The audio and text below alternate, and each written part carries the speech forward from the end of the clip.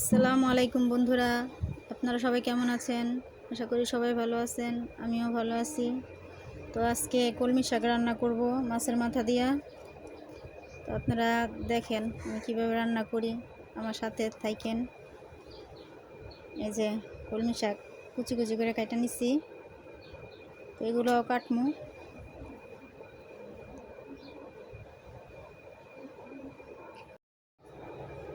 তো আপনারা দেখছেন আমি শাক কাটছি, মাছের মাথা দিয়ে রান্না করব। তো মাছের মাথাটাও সিদ্ধ করে নিছি, এখন কাটা বাইসা নিব।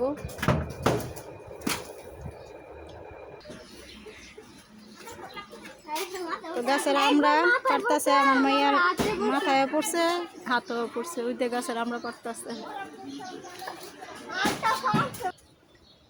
তো আপনাদের ভাই দেখেন গাছের কত উঁচায় উঠছে, আমরা পারতাছে গাছে।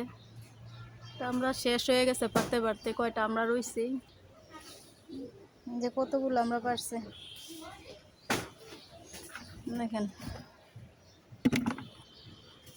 এই যে ওদিকেও কতগুলো পড়ে রয়েছে।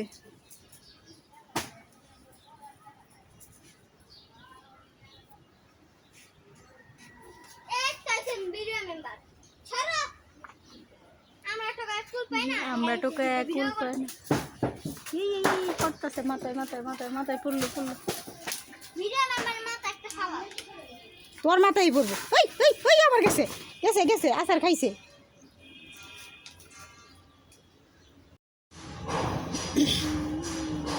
তো কলমি শাক রান্না করা হয়েছে, এখন সিম রান্না করব। তো সিম এখন কাইটা নিই।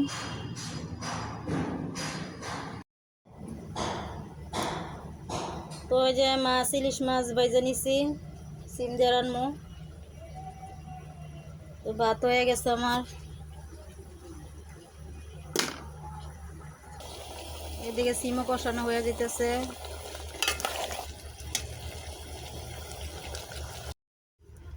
তো তরকারি কষায় জোল আর মাছ দিয়ে দিছি,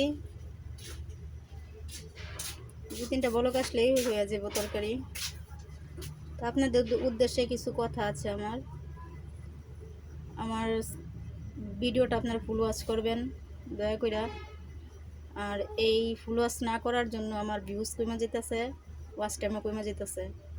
তো আপনারা দয়া করে পুরো ফুল ভিডিওটা দেখবেন, স্কিপ না কইরা।